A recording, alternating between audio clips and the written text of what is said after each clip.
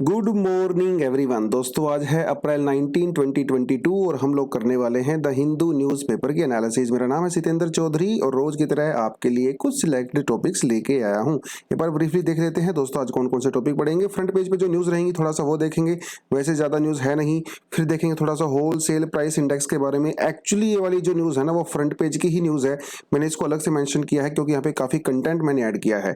उसके बाद देखेंगे कि भैया वो इन्फ्लेशन क्या होता है। एक्चुअली ये भी पहली वाली न्यूज़ के साथ ही कंबाइंड है, मैंने इसको थोड़ा सा अलग से डिस्कशन करने का सोचा है। Pyramid scheme and the ED enforcement director के बारे में हम लोग पहले से कर चुके हैं, तो ये टॉपिक आपका रिपीटेड रहेगा। लेकिन जो स्टूडेंट प्लेटफॉर्म पे बिल्कुल नए हैं, पहली बार आए हैं, उनके लिए भी ये टॉपिक बिल्कुल नया रहने वाला है। फाइनेंशियल इन्वेस्टिगेशन एजेंसी, बेसिकली हम लोग ईडी के बारे में ही बात कर रहे हैं। सेंटर स्टेट रिलेशन में हम लोग गवर्नर के बारे में बात करेंगे। रिपीटेड टॉपिक है, वैसे भी लक्ष्मीकांत में आप इस चीज़ों को पढ़ चुके हो, लेकिन थोड़ा बहुत डिस्कशन करेंगे हम लोग यहाँ पे, क्योंकि देखिए बार बार चीज़ों को डिस्कशन करते रहते हैं ना, तो एक हमारी अच्छी खासी रिवीजन होती रहती है और वो दिमाग से टॉपिक निकलता नहीं है। और बार यही तो रिवाइज करने का मैजिक होता है ना, चीज़ें हमारे दिमाग में बिल्कुल बैठ जाती हैं। सेंसेक्स के बारे में थोड़ा सा बात करेंगे क्योंकि सेंसेक्स तो काफ़ी डाउन चला गया है, क्यों गया है और ये सेंसेक्स क्या होता है इसके बारे में बात करेंगे।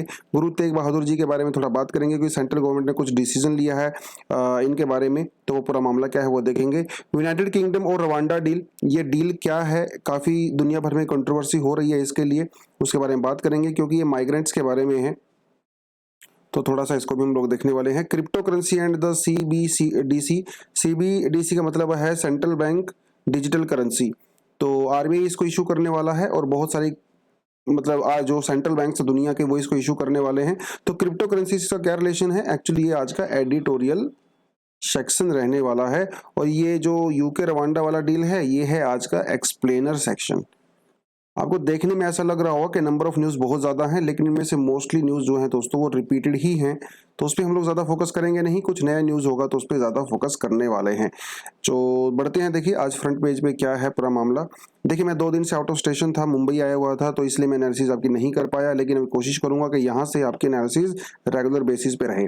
तो सबसे पहला जो टॉपिक है वो है Supreme Court set aside Ashish Mishra's bail in the Lakhimpur violence case. देखिए ये एज सच केस के बारे में हमें ज़्यादा जानने की ज़रूरत नहीं है, लेकिन हाँ हो सकता है जीएस पेपर 4 में इस तरह का कोई केस वो आपको दे, ऐसी पॉसिबिलिटी होती है केस स्टडी वगैरह में कि आप जो है कहीं पे एसपी हो और वहाँ पे एक बहुत बड़े नेता हैं, उनके जो सुपुत्र हैं बेसिकली, मतलब उनके जो सन हैं, वो इस तरह से फार्मर प्रोटेस्ट हो रहा था, वहाँ पे जाके उन्होंने कुछ इस तरह की हरकत किया और एक तरफ से आपके पास पॉलिटिकल प्रेशर है और दूसरी तरफ से आपसे जो है पब्लिक का प्रेशर है, तो आप हो भैया बीच में सुप्रिटेंडेंट ऑफ पुलिस। अब बताइए यहाँ पे आपके पास कौन कौन से एक्शन ले सकते हो, तो इस तरह का जीएस पेपर 4 में केस स्टडी आ सकता है, तो वो अलग हो गया। उसके अलावा ये मामला पूरा क्या कहता है, देखिए उनकी बेल को कैंसिल कर दिया गया है, ये हमारे लिए इंपॉर्टेंट नहीं, हमारे लिए इंपॉर्टेंट ये है। देखिए होता क्या है ना, जैसे मान लो अभी किसान की वहाँ पे किसान जो है मारे गए अनफॉर्चुनेटली, क्योंकि उन्होंने गाड़ी वगैरह उनके ऊपर चढ़ा दी थी, बहुत अनफॉर्चुनेट इंसिडेंट हुआ था वो लखीमपुर के अंदर। अब उसमें ये हुआ कि फार्मर्स के बिहाफ पे जो है स्टेट केस लड़ रहा है ना, गवर्नमेंट केस लड़ रही है। तो उस केस में क्या होता है कि फार्मर जो है वो बेचारे बैक बेंच पे चले जाते हैं, इन द सेंस के जब एक बार स्टेट आपके केस को टेक ओवर कर लेता है तो उसके बाद विक्टिम के पास ज्यादा ऑप्शंस नहीं बचते, है ना, क्योंकि स्टेट टेक ओवर कर लिया है सारा कुछ।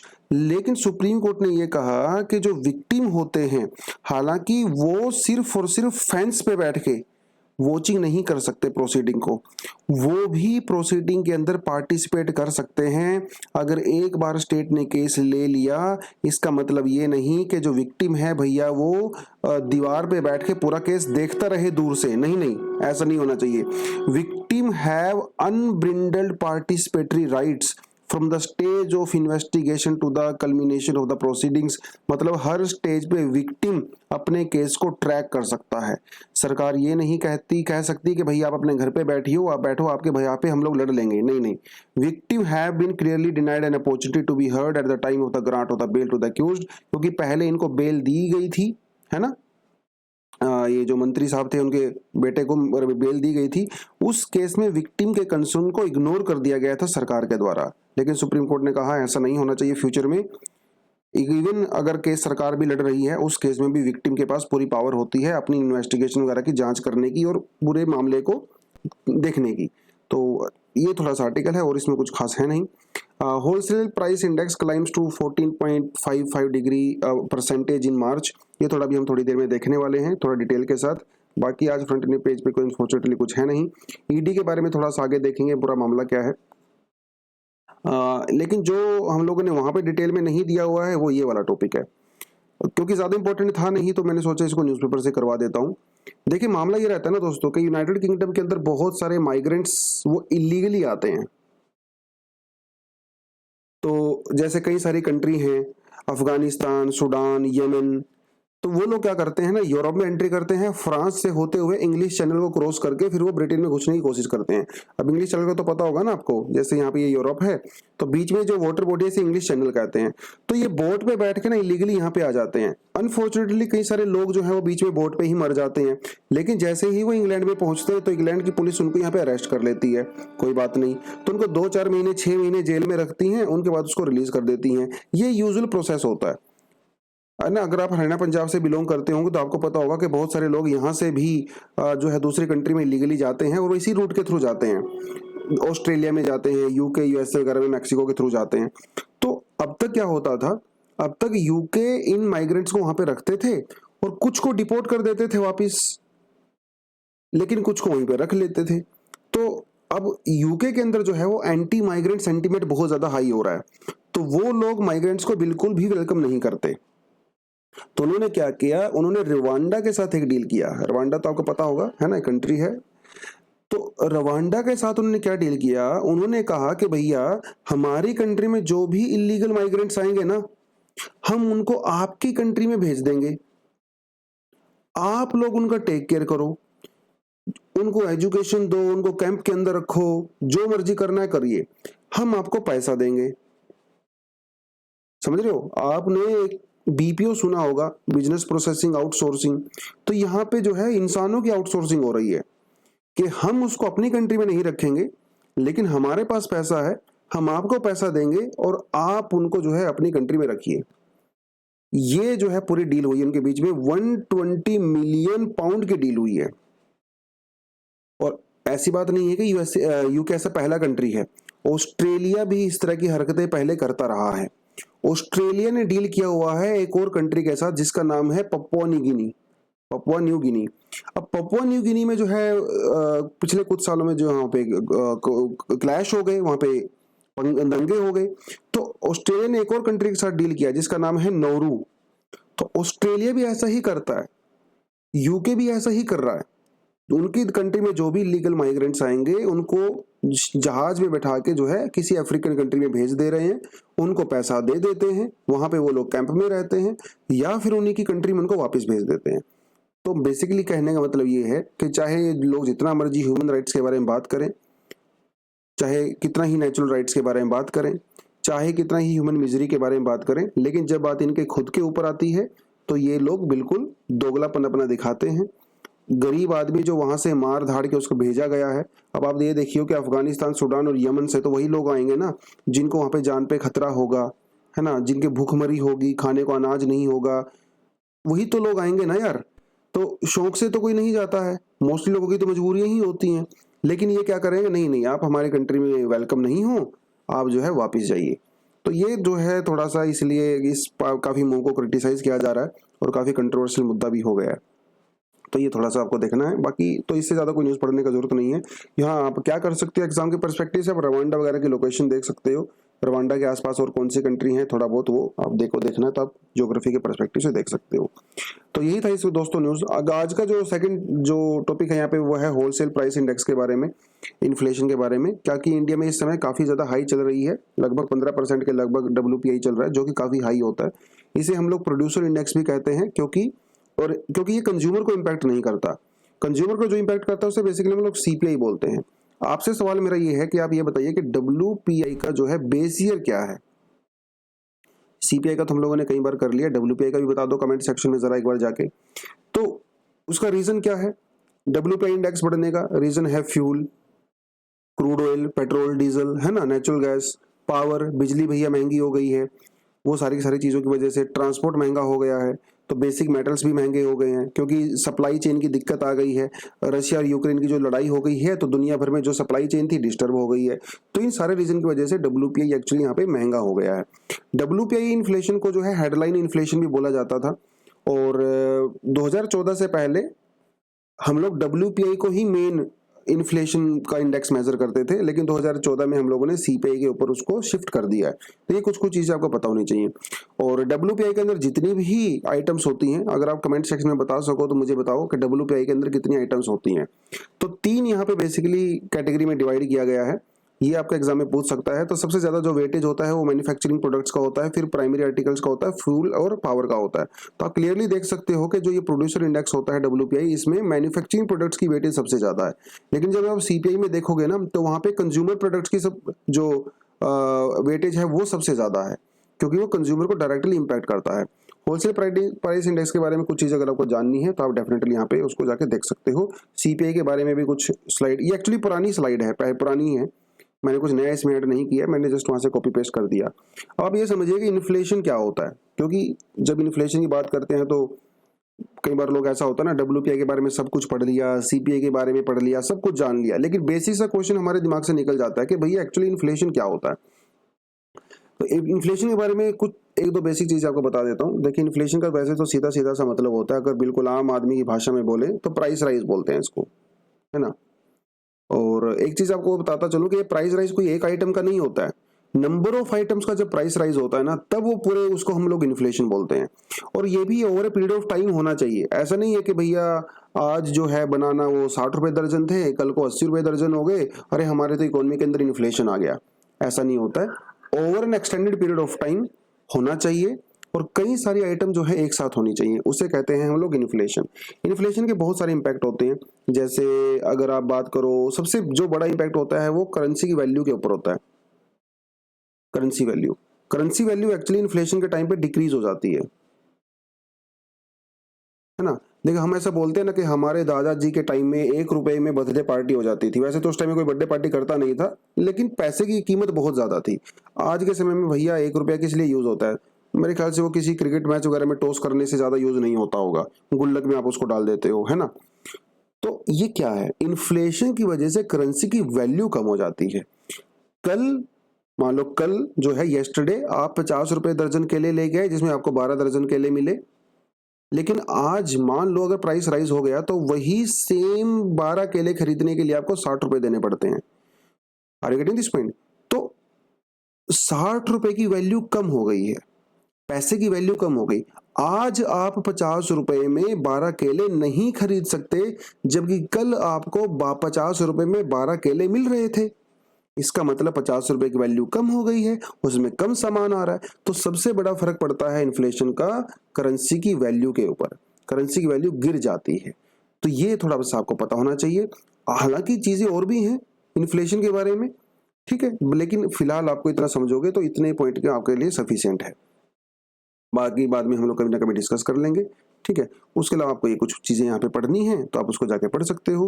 WPI CPI 2 अलग से इंडेक्स होते हैं, इसके अंदर अलग अलग चीजों का वेटेज होता है, ठीक है जी। चलो आगे बढ़ते हैं दोस्तों। ED attaches Amway India 757 crore assets. देखिए, ये मैं इसके साथ मेरी पर्सनल स्टोरी भी जुड़ी हुई है। 2010-11 की बात है, मैं जो है किसी कॉलेज में कुछ समय के लिए पढ़ाने के लिए गया था, यमुनानगर की बात है ये। तो वहां पे हमारे साथ में टीचर हुआ करते थे जो कि एमवे के प्रोडक्ट की मार्केटिंग किया करते थे। वो स्टाफ रूम में बैठ के आके ना 2 घंटे पकाते थे हम लोगों को, सर ये एमवे का प्रोडक्ट खरीद लीजिए, मैं इसका मेंबर हूँ, आपको बेनिफिट होगा, मेंबर बन जाइए। होता है ना वो पोंजी स्कीम वाले, पिरामिड स्कीम वाले, आप 3 मेंबर ऐड करो, वो 3 मेंबर ऐड करो, आप 1 महीने में करोड़पति बन जाओगे, आपके पास 6 महीने में BMW आ जाएगा। वो इस तरह की बड़ी बड़ी बातें करते हैं। तो उस समय ये पिरामिड चल रही थी स्कीम, और उस समय मैंने उनको बोला था कि मैंने कहा सर देखो, ये एक पिरामिड स्कीम है और ये कभी ना कभी इसका भंडाफोड़ जरूर होगा, तो आप इसमें मत पड़िए। तो भैया मैं तो बच के निकल गया, लेकिन वो आज भी वहीं पे इन्वॉल्व थे, क्योंकि वो फेसबुक वगैरह पे फोटो वगैरह डालते रहते हैं। तो ये बहुत पुराना मामला है। देखिए यहाँ पे लिखा भी हुआ है कि ये जो एक्चुअली एमवे जो है एक अमेरिकन कंपनी है जो कि हेल्थ प्रोडक्ट्स बनाती है, और इसके हेल्थ प्रोडक्ट एक्चुअली बहुत महंगे होते हैं। ऐसा कहा जाता है कि प्रोडक्ट की क्वालिटी अच्छी होती है, लेकिन भैया क्वालिटी की भी हद होती है ना। आप नॉर्मल जो मार्केट में अच्छा प्राइस मिल रहा है दूसरा, उससे ना 3-4 गुना प्राइस पे लोग बेचते हैं। तो 2002 से लेके 2011 तक इन्होंने जो है बहुत करोड़ों रुपया कमाया भैया, 27,562 करोड़ रुपया। तो फाइनली वही हुआ, भंडाफोड़ हो गया, ये एक पिरामिड स्कीम निकली और अभी ईडी ने, एनफोर्समेंट डायरेक्टर ने 757 करोड़ रुपए के एसेट को इसको अटैच कर दिया है। मतलब अभी यहाँ पे फंक्शन नहीं कर सकता और इसकी जो प्रॉपर्टी वगैरह है, एसेट्स वगैरह, उनको जब्त कर लिया जाएगा। तो ये है दोस्तों पिरामिड स्कीम कि आप 3 मेंबर बनाओ, हम लोग 3 मेंबर बनाएंगे। थोड़े समय पहले का एक मूवी आई थी सलमान खान की, नाम मुझे याद नहीं, लेकिन वो भी कहता था कि आप लोग 3 लोगों की मदद करो, वो आगे 3 लोगों की मदद करेंगे, फिर वो 3 लोगों की मदद करेंगे, है ना। तो इस तरह से पूरा देश जो है एकदम से राम राज्य बन जाएगा, बट ऐसा होता हुआ तो कुछ नहीं है। तो एनफोर्समेंट डायरेक्टर के बारे में हमें पहले ही पता है, जो भी फाइनेंशियल फ्रॉड्स वगैरह होते हैं, बेसिकली 2 ऐसे कानून होते हैं जिसके तहत एनफोर्समेंट डायरेक्टर काम करते हैं। पहला होता है फेमा और दूसरा होता है पीएमएलए, मतलब हमारा जो prevention of money laundering act होता है। तो इसके तहत जो भी फ्रॉड होते हैं वो एनफोर्समेंट डायरेक्टर उनको हैंडल करता है। ईडी के बारे में थोड़ी बहुत इन्फॉर्मेशन आपको जाननी है तो यहाँ पे डेफिनेटली देख सकते हो। पहले इसको ईडी नहीं कहा जाता था बेसिकली, ठीक है। ईडी जो इसका नाम पड़ा वो हम लोगों ने बाद में 1950s में इसको ईडी, मतलब 1957 में इसको रीनेम किया है। तो आजकल ईडी बहुत ज्यादा न्यूज में रहता है ना, किसी की प्रॉपर्टी को अटैच कर दिया, अगर किसी ने फ्रॉड किया है, करप्शन किया है, वो सारी चीजें। तो थोड़ा सा ईडी के बारे में पढ़ सकते हो, पुराना टॉपिक है, नया बिल्कुल भी नहीं है। आगे बढ़ते हैं। Governor note forwarding NEET bill to president and insult to Tamil Nadu. तो द सेंटर स्टेट रिलेशनशिप की बात करते हैं तो तमिलनाडु और सेंट्रल गवर्नमेंट के बीच में आजकल बहुत बड़ा पंगा चल रहा है, और वो सबसे बड़ा पंगा है वो है नीट को लेके, क्योंकि सुप्रीम कोर्ट ने भी जो है इसके ऊपर, सुप्रीम कोर्ट ने भी कहा है कि नीट बिल्कुल नेसेसरी है और नीट होना चाहिए। सेंट्रल गवर्नमेंट ने भी कहा है कि नीट नेसेसरी है, होना चाहिए। इससे पहले स्टेट गवर्नमेंट्स अपने एग्जाम कंडक्ट करवाते थे मेडिकल कोर्सेज में एडमिशन के लिए, लेकिन नीट के बाद ऑल ओवर इंडिया सिर्फ एक ही एग्जाम होता है। एक्चुअली तमिलनाडु में कुछ दिक्कत ऐसी है कि तमिलनाडु की सरकार ने खुद से, वहाँ की स्टेट गवर्नमेंट ने मेडिकल कॉलेजेस के साथ अंदर बहुत ज़्यादा इन्वेस्टमेंट किया हुआ है, और तो वहाँ पे मेडिकल फैसिलिटी स्ट्रक्चर एक्चुअली बहुत अच्छा है तमिलनाडु के अंदर। सेंट्रल गवर्नमेंट ने वहाँ पे ज़्यादा इनिशिएटिव नहीं लिया, तो लेकिन ये लोग कह रहे हैं कि हमने सेंटर ने, स्टेट ने जितना कुछ भी वहाँ पे किया है उसको वायलेट किया जा रहा है, और नीट की वजह से जो गरीब बच्चे हैं, जो तमिलनाडु बोर्ड में पढ़ने वाले बच्चे हैं, वो मेडिकल एडमिशन्स नहीं ले पाते हैं। जो बहुत अमीर बच्चे होते हैं या फिर सीबीएसई बोर्ड से पढ़ते हैं वो एडमिशन ले पाते हैं, क्योंकि नीट का जो सिलेबस होता है वो सीबीएसई के हिसाब से डिसाइड होता है, लेकिन स्टेट बोर्ड की जो सिलेबस होता है उसमें से सवाल नहीं आते हैं, और फिर वो कोचिंग वगैरह का, महंगी कोचिंग होती है, वो सारी चीजें। तो काफी समय से पंगा यहाँ पे चल रहा है, आपको पता ही होगा। 2-3 कमीशन भी उन्होंने बिठाए थे, हर कमीशन ने यही कहा कि नीट नहीं होना चाहिए। तो तमिलनाडु की सरकार ने कानून पास किया था स्टेट असेंबली के अंदर कि नीट को एक्सेप्ट नहीं करेंगे हम लोग। तो वो बिल उन्होंने गवर्नर के पास भेजा, और गवर्नर उसको फॉरवर्ड नहीं कर रहे हैं प्रेसिडेंट के पास, ठीक है, कंसेंट लेने के लिए। तो ये थोड़ा सा मामला है, क्योंकि गवर्नर जो होते हैं वो सेंट्रल गवर्नमेंट के ही रिप्रेजेंटेटिव होते हैं, है ना। और बहुत डेरोगेटरी टर्म इनके लिए यूज की जाती है, जैसे कुछ लोग इनको रबड़ स्टैम्प बोलते हैं। ये एक अच्छी टर्म नहीं है, लेकिन लोग इनको बोलते हैं, क्योंकि ऐसा कहा जाता है गवर्नर आप वही करते हैं जो सेंट्रल गवर्नमेंट उनको कहती है करने के लिए, है ना, अपनी मर्जी से कुछ नहीं कर सकते। लेकिन सुप्रीम कोर्ट ने बार बार कहा है कि गवर्नर एक कॉन्स्टिट्यूशनल एक ऑफिस होता है और इसकी अपनी मर्यादा होती है, डिग्निटी होती है। लेकिन बहुत सारे गवर्नर ऐसे होते हैं जो कि इस डिग्निटी के अगेंस्ट में काम करते हैं, वो खुल के वहाँ की स्टेट गवर्नमेंट के खिलाफ बयान देते हैं, और वो सारी चीज़ें होती हैं। तो गवर्नर के बारे में थोड़ा बहुत हमें पता होना चाहिए। तो आर्टिकल जो 31 था, शुरुआत में जब इंडिया का कॉन्स्टिट्यूशन बन रहा था ड्राफ्ट बिल में, तो उसमें कहा गया था कि गवर्नर को इलेक्टेड होना चाहिए। लेकिन आजकल तो गवर्नर इलेक्टेड नहीं होता, गवर्नर तो जो है अपॉइंटेड होता है ना। उसको तो सेंट्रल गवर्नमेंट के द्वारा अपॉइंट किया जाता है। क्यों किया जाता है? देखिए, अगर एक ही स्टेट के अंदर दोनों इलेक्टेड लोग हों, गवर्नर भी इलेक्टेड होंगे, सीएम भी इलेक्टेड होंगे, तो भैया पंगा और ज्यादा बढ़ जाएगा। अरे जब अपॉइंटेड का ये हाल है तो इलेक्टेड का सोचो क्या हाल होता। तो स्टेट गवर्नमेंट की जो पूरा लेजिस्लेचर है पूरी तरह से गड़बड़ हो जाता। लेकिन फाइनली उनको नॉमिनेट किया गया, उनको इलेक्टेड नहीं रखा गया। अंबेडकर जी ने बहुत सारे आर्गूमेंट दिए इसके फेवर में कि हम इसको कैसा क्यों कर रहे हैं, वो एक अलग से डिबेट होगा। तो फिर इनको जो है आर्टिकल 155 में जो है इनको ऐड किया गया। टाइम टू टाइम गवर्नर को कैसे और इफेक्टिव किया जाए इसके ऑफिस को, ताकि इसका मिसयूज कम हो सके। कई सारे कमीशन बनाए गए, सरकारिया कमीशन, पंछी कमीशन, फर्स्ट ARC रिपोर्ट भी आई, नेशनल कमीशन का भी रिपोर्ट आया। सबने यही कहा कि गवर्नर के ऑफिस को और ज्यादा स्ट्रॉन्ग करने की जरूरत है। स्ट्रॉन्ग का मतलब ये नहीं कि इसको ज्यादा पावर दो, स्ट्रॉन्ग का मतलब ये है कि इसका जो ऑफिस है इसको सिक्योर बनाया जाए, ताकि ये जो है फेयर जो है ऑफिस में रह के काम कर सके बिना किसी डर के। इसके टेन्योर को फिक्स किया जाए, है ना, 5 साल का टेन्योर होता है उसको फिक्स करें। ऐसे आदमी को गवर्नर बनाएं जो वहाँ की स्टेट पॉलिटिक्स में इन्वॉल्व ना हो। ऐसे आदमी को गवर्नर बनाएं जो पिछले 4-5 साल से पॉलिटिक्स से बाहर रह रहा हो। इस तरह के कुछ कुछ रिकमेंडेशन जो हैं इन्होंने दिए थे कि उसका रिमूवल इतना आसानी से नहीं होना चाहिए, प्रॉपर प्रोसीजर होना चाहिए। तो सभी ने जो है एक ही तरह के आर्गुमेंट लगभग यहाँ पे दिए हुए हैं, लेकिन किसी भी आर्गुमेंट को ऐसा अभी तक उसको माना नहीं गया है, क्योंकि इनको भी पता है अगर गवर्नर का ऑफिस बिल्कुल पूरी तरह से इंडिपेंडेंट हो जाएगा तो भैया जो सेंट्रल गवर्नमेंट होती है वो स्टेट के ऊपर कंट्रोल कैसे कर पाएगी, तो वो समस्या हो जाती है। कोई भी पावर जब अपोजिशन में होती है तो हमेशा गवर्नर के ऑफिस के रिफॉर्म्स की बात करती है, लेकिन वही सेम पार्टी जब पावर में खुद आती है तो वो कभी भी इस मुद्दे को ऊपर नहीं लेके आती, वो खुद फिर उसका मिसयूज करती है। ऐसा हमारी कंट्री में 47 से हो रहा है। तो गवर्नर के जब बिल की बात होती है, देखिए जिस तरह से पार्लियामेंट के अंदर जो बिल पास होता है वो उसको प्रेसिडेंट के पास जाना जरूरी होता है, उसी तरह से जो स्टेट गवर्नमेंट के अंदर बिल पास होता है उसको भी गवर्नर के पास उनके सिग्नेचर के लिए जाना जरूरी होता है। उनके बिना वो बिल एक्ट नहीं बन सकता, है ना, क्योंकि वो एग्जीक्यूटिव के एक नॉमिनल हेड होते हैं। तो आर्टिकल 200 क्या कहता है? ये कहता है कि गवर्नर के पास पावर होती है अगर स्टेट गवर्नमेंट कोई बिल पास करे तो उस बिल को वो प्रेसिडेंट की कंसिडरेशन के लिए रिजर्व रख सकता है, प्रेसिडेंट को भेज सकता है, राइट। तो ये कहता है आर्टिकल 200। आर्टिकल 201 क्या कहता है कि जो ये वही बिल रिजर्व करने के बारे में उन्होंने उसमें बात कही गई है। तो गवर्नर जो है उनके पास एब्सोल्यूट पावर होती है, वीटो पावर। एब्सोल्यूट का मतलब ये होता है कि अगर कोई बिल उनके पास जाता है सिग्नेचर करने के लिए तो सिग्नेचर करने से मना कर सकते हैं, मैं नहीं करूंगा, और अगर वो सिग्नेचर नहीं करते तो बिल वहीं पे डेड हो जाता है। उनके पास सस्पेंसिव वीटो भी होता है, मनी वीटो नहीं होता। सस्पेंसिव वीटो का मतलब ये होता है दोस्तों कि अगर वो उसको बाद में स्टेट लेजिस्लेचर के बाद दोबारा से रिकंसिडरेशन के लिए भेजते हैं और स्टेट गवर्नमेंट उसको दोबारा से पास कर देता है तो गवर्नर को वो पास करना ही पड़ता है। तो वो कुछ समय के लिए सस्पेंड कर सकते हैं, ठीक है। अगर वो वापस भेजते हैं तो उनको उसके ऊपर सिग्नेचर करने ही पड़ेंगे, लेकिन उनके पास वीटो पावर नहीं होती। हालांकि प्रेसिडेंट के पास वीटो पावर होती है, ये थोड़ा अपने ध्यान रखना है। वीटो पावर होती है, पॉकेट वीटो होती है। पॉकेट वीटो का मतलब ये होता है वो बिल को लेके आएंगे और उसको अपनी टेबल पे रख देंगे और वो टेबल पे पड़ा रहेगा, ना तो उसके ऊपर वो सिग्नेचर करेंगे और ना ही उसको डिनाई करेंगे, वो पड़े रहेगा तो पड़ा रहता है। तो ये इस तरह का जो है होता है पॉकेट वीटो। हमारे यहाँ पे जो सरकारी महकमे में जो लोग होते हैं, काम करते हैं, उन सबके पास पॉकेट वीटो होता है। अगर आप उनके पास कोई समस्या लेके जाते हो, कोई फाइल लेके जाते हो, तो उस फाइल को अलमारी में बंद कर देते हैं, ऊपर से वो लाल फीता बांध देते हैं, और जिसी को तो बोलते हैं लाल फीता शाही, है ना, रेड टेपिज्म।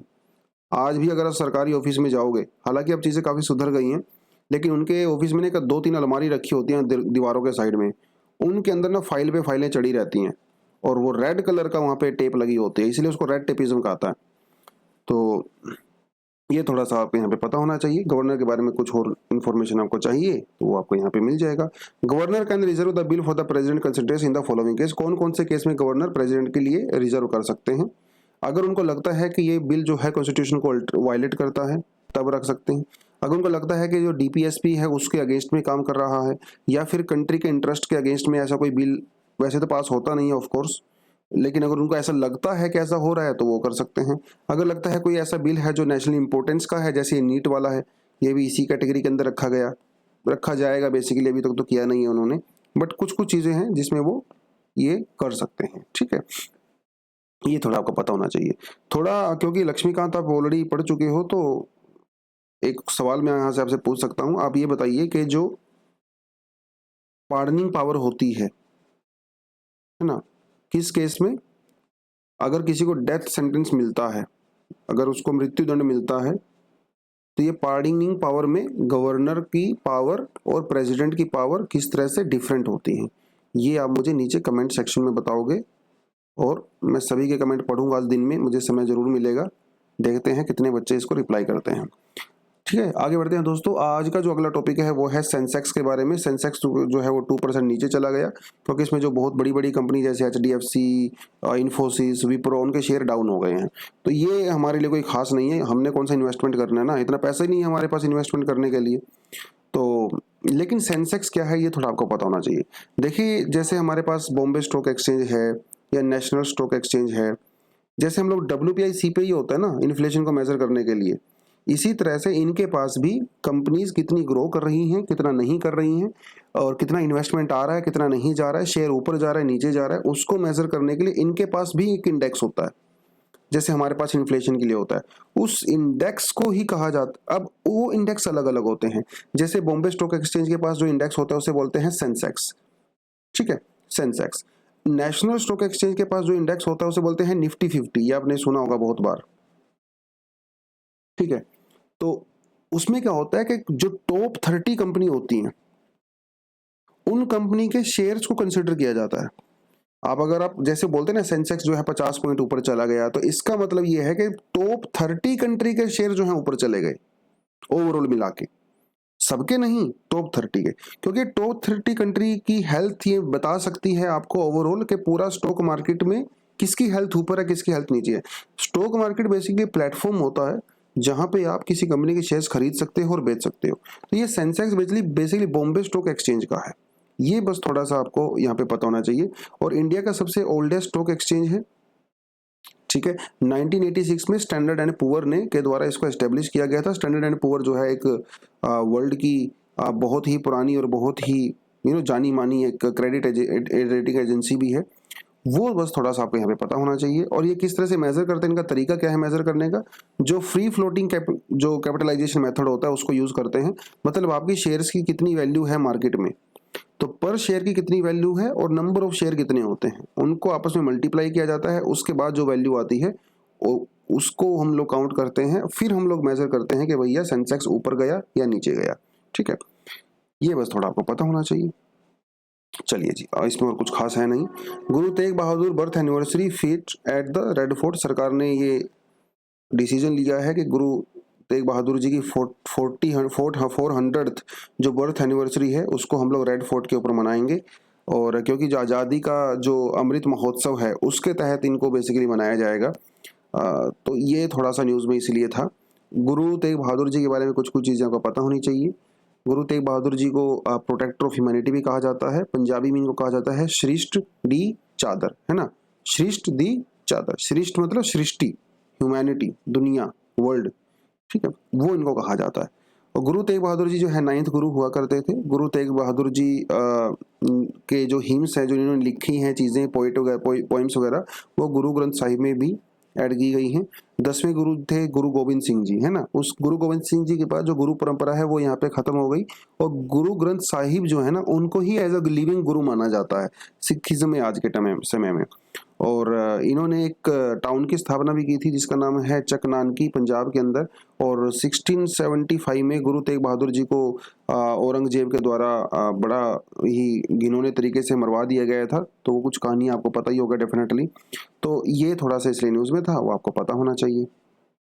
और यहाँ पे कुछ खास है नहीं, तो इसको जीएस पेपर 1 में आप हिस्ट्री वाले पोर्शन से भी कवर कर सकते हो। जो आज का जो एडिटोरियल सेक्शन है दोस्तों वो है cryptos and the CBDC are not the same. देखिए क्रिप्टो के बारे में ऑलरेडी हमें पता है कि ये एक डिजिटल करेंसी होती है और ये एक टेक्नोलॉजी के ऊपर काम करती है जिसका मतलब होता है ब्लॉकचेन।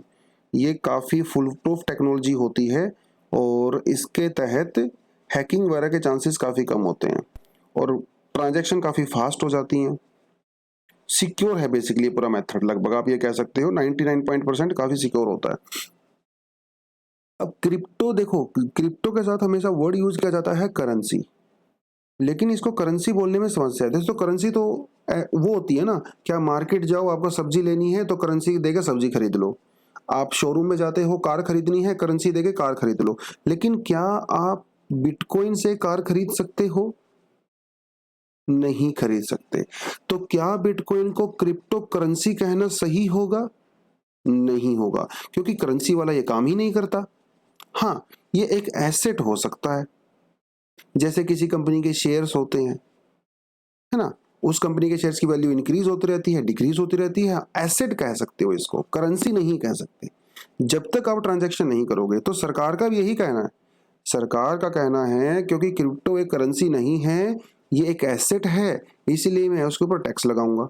और लास्ट बजट में सरकार ने कहा कि क्रिप्टो के ऊपर हम लोग 30% का टैक्स लेंगे।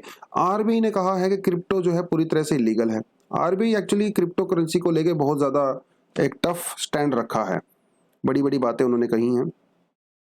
तो क्रिप्टो करेंसी के ऊपर जो टैक्स लगाया जाएगा उससे जो है क्रिप्टो करेंसी का यूज काफी कम हो जाएगा। एक चीज आपने नोटिस की होगी पिछले 6 महीने में 8 महीने में पहले मोस्टली हर बॉलीवुड सेलिब्रिटी की एडवर्टीजमेंट आया करती थी टीवी के ऊपर कि क्रिप्टो करेंसी में इन्वेस्ट करो, ये क्रिप्टो वो क्रिप्टो। उसके बाद आनी बंद हो गई है क्योंकि लोग फालतू में पैसा वहां पे डुबाने लगे अपना जाके, वो सारी की सारी चीजें हुई। तो आरबीआई बेसिकली इसके बिल्कुल अगेंस्ट में है। आरबीआई ने कहा कि क्रिप्टो जो है वो पोंजी स्कीम है, फालतू की स्कीम है, इसमें किसी को कोई बेनिफिट नहीं होने वाला है। आरबीआई ने यह भी कहा कि हमारी जो प्राइवेट करेंसी है, जो रुपया है, उसको जो है बहुत बड़ा थ्रेट है। हमारा जो टोटल फाइनेंशियल सिस्टम है, माइक्रो इकोनॉमिक स्टेबिलिटी है, उसको ये खत्म कर देगा फ्यूचर में। बड़ी बड़ी बहुत बड़ी बातें बोली हैं उसने, आरबीआई ने इसके बारे में। आरबीआई ने ये सब बातें बोली, लेकिन आरबीआई ने कहा कि जो ब्लॉकचेन टेक्नोलॉजी है वो बहुत अच्छी है। ये सिस्टम खराब है लेकिन टेक्नोलॉजी बहुत अच्छी है।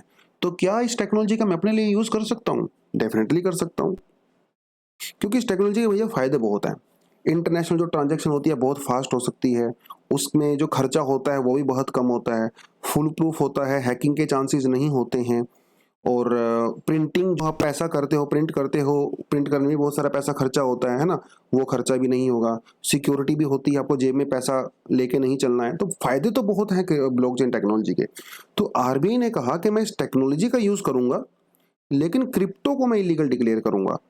आज के समय में क्रिप्टो की वैल्यू दुनिया में $2 ट्रिलियन से भी ज्यादा है दोस्तों, 3 ट्रिलियन हो गई है बेसिकली, जो कि टोटल गोल्ड की वैल्यू से भी ज्यादा है। तो आप समझ रहे हो। लेकिन इसको हम लोग एज अ करेंसी यूज नहीं कर रहे हैं, एज अ एसेट यूज कर रहे हैं। तो बात ऐसी है कि इस टेक्नोलॉजी से बेनिफिट जो होगा, आरबीआई ने कहा कि उसका ब्लॉकचेन टेक्नोलॉजी का यूज करके मैं एक सेंट्रल बैंक डिजिटल करेंसी भी निकालूंगा। एक्चुअली सिर्फ आरबीआई नहीं बोल रहा है, दुनिया के बहुत सारे बैंक ये बोल रहे हैं। टेक्नोलॉजी तो अच्छी है, तरीका गलत है। क्यों गलत है? क्योंकि क्रिप्टो करेंसी को बेसिकली, जैसे बिटकॉइन का एग्जांपल लें, तो उसको कोई सेंट्रल बैंक रेगुलेट नहीं करता। एक्चुअली कौन उसको रेगुलेट करता है ये किसी को नहीं पता है, क्योंकि कोई भी उसको रेगुलेट नहीं करता। वो एक पब्लिक करेंसी है। तो जो सालों से जो सिस्टम चला आ रहा था, बैंक आपको पैसा देगा, आपके ट्रांजैक्शन के ऊपर बैंक नजर रखेगा, आप बैंक में जाइए पैसा जमा करवाइए, वो सब यहाँ पे खत्म हो गया। पावर जो है वो पब्लिक के हाथ में आ गई।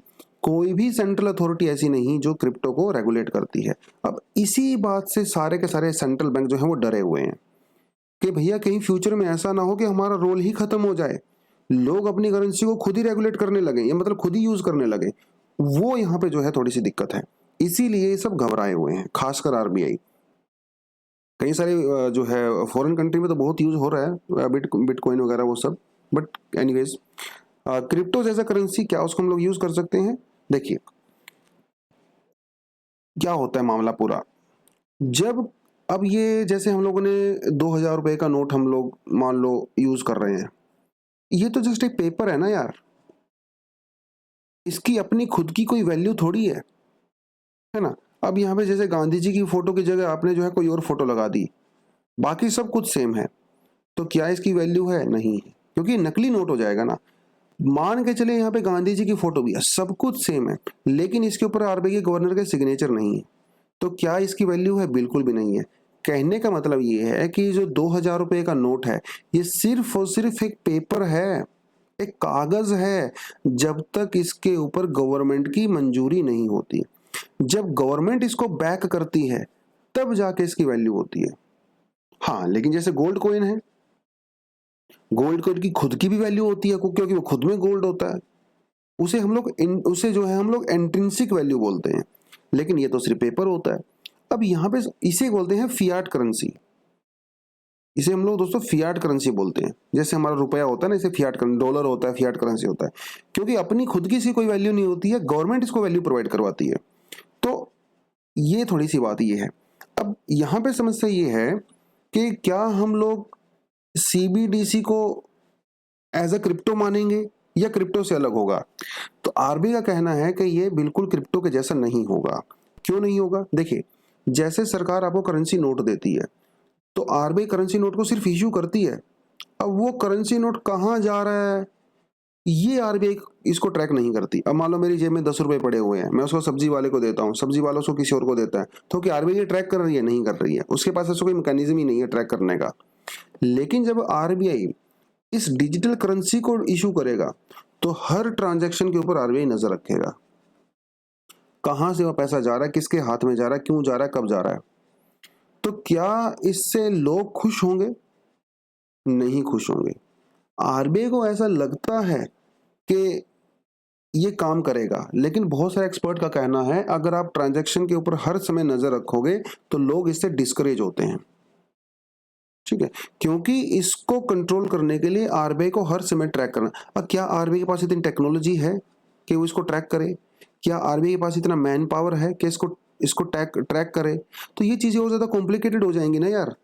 सिंपल बनाने के चक्कर में चीजें कॉम्प्लिकेटेड हो जाएंगी। तो देखना इंटरेस्टिंग रहेगा फ्यूचर में, जब ये डिजिटल करेंसी बैंक्स लॉन्च करेंगे तो कैसे काम करेंगे। अब फ्यूचर में क्या है? फ्यूचर में बस वही है, आरबीआई जो है इसको इशू करेगी। दुनिया के बहुत सारे बैंक, एक्चुअली 100 से ज़्यादा कंट्रीज में इस पे काम चल रहा है। कुछ कंट्री ने इसको इशू भी कर दिया है। आप जो है कमेंट सेक्शन में बता सकते हो कि कौन सी कंट्री ने इसको इशू किया है। एक कंट्री ऐसी है जिसने क्रिप्टो को पूरा लीगल डिक्लेयर कर दिया है, वहाँ पे यूज़ भी हो रहा है। तो फिलहाल तो ये खैर लार्ज स्केल पे नहीं होगा, और लेकिन कई सारे एक्सपर्ट का, जैसे वर्ल्ड बैंक और आईएमएफ के एक्सपर्ट का कहना है कि अगर दुनिया को क्रिप्टो करेंसी बैन करनी है, अगर उनको इससे इतना ही डर लग रहा है, तो पूरी दुनिया को एक साथ आना पड़ेगा। एक आधी कंट्री से काम नहीं चलेगा, जिसकी पॉसिबिलिटी बहुत कम है, क्योंकि यूरोप के अंदर, अमेरिका के अंदर क्रिप्टो करेंसी खूब सारी जगह पर यूज़ हो रही है। तो इसी पॉसिबिलिटी नहीं है कि वो लोग यहाँ पे सामने आएंगे इसको बैन करने के लिए। लेकिन हाँ, आरबीआई कह रहा है कि हम इसको इलीगल डिक्लेयर करते हैं, तो इलीगल डिक्लेयर करते हैं भैया। तो आज के समय में क्रिप्टो करेंसी एक्चुअली इंडिया में इलीगल है। अभी तो कोई कानून बना के इसको इलीगल नहीं किया गया है, लेकिन सरकार और आरबीआई बोल रही है कि इलीगल है। इवन सुप्रीम कोर्ट ने भी सरकार से पूछा है, बताइए भैया कि क्रिप्टो करेंसी इलीगल है कि नहीं है। तो अभी तक इसके स्टेटस पे थोड़ा सा डाउट है, जब तक कानून नहीं आता। कानून आएगा तो क्लैरिटी हो जाएगा। तो ये जो है थोड़ा सा क्रिप्टो करेंसी के बारे में आपको पता होना चाहिए। पुराना टॉपिक है, नया नहीं है, सभी इसको पहले से कर चुके हैं। लेकिन घुमा फिरा के बात वही आती है कि जब पैसे की बात आती है तो सरकार चाहती है कि, कोई भी सरकार चाहती है कि पावर हमेशा सरकार के हाथ में होनी चाहिए। क्योंकि अगर पावर अगर लोगों के हाथ में आ गई पैसे की, तो फिर वो सरकार की नहीं सुनेंगे। सीधी सी बात ये है। तो ये था पूरा मामला। बाकी इसके अलावा और कुछ है नहीं। कुछ एडिशनल आर्टिकल आप डेफिनेटली यहाँ पे जाके पढ़ सकते हो, ठीक है, जो आपको दिए हुए हैं। एक बार देख लेते हैं कि आज पूरा क्लियर हम लोगों ने किया है कि नहीं किया। ये सब हाँ जी, सब कुछ लगभग हो गया है। तो दोस्तों आज के लिए इतना ही। लेकिन एंड करने से पहले बताना चाहता हूँ कि हम लोगों ने एक करंट अफेयर का कोर्स भी लॉन्च किया है। अगर कोई स्टूडेंट अगर इंटरेस्टेड है तो नीचे डिस्क्रिप्शन बॉक्स में उसका लिंक मिल जाएगा। 7900 का वो कोर्स है। 2023 के मेंस तक उसको वो वैलिड रहेगा। 7 मई से इसको हम लोग लॉन्च करने वाले हैं, ठीक है जी, वो आप कर सकते हो। फाउंडेशन कोर्स भी हम लोग लॉन्च कर रहे हैं 30 तारीख से, इसी महीने की। तो कुछ ही दिन बचे हुए हैं। उसको अगर आपको ज्वाइन करना है तो व्हाट्सएप नंबर आपको दिया हुआ, इन्फॉर्मेशन आपको यहाँ से मिल जाएगी। डिस्क्रिप्शन में आपको लिंक भी मिल जाएगा। और कल हम लोगों ने अपना जो है एनवायरमेंट और इकोलॉजी का मैराथन सेशन भी हम लोगों ने किया है। कुछ स्टूडेंट के मैं कमेंट देख रहा था कि उसके साथ डॉक्यूमेंट अटैच नहीं है, लेकिन वो कोई बात नहीं, मैं उनको टीम को बोल देता हूँ कि आज डॉक्यूमेंट अटैच हो जाएगा, तो वो आप वहाँ से डाउनलोड कर सकते हो। तो दोस्तों आज के लिए इतना ही। Thank you very much, all the best, जय हिंद।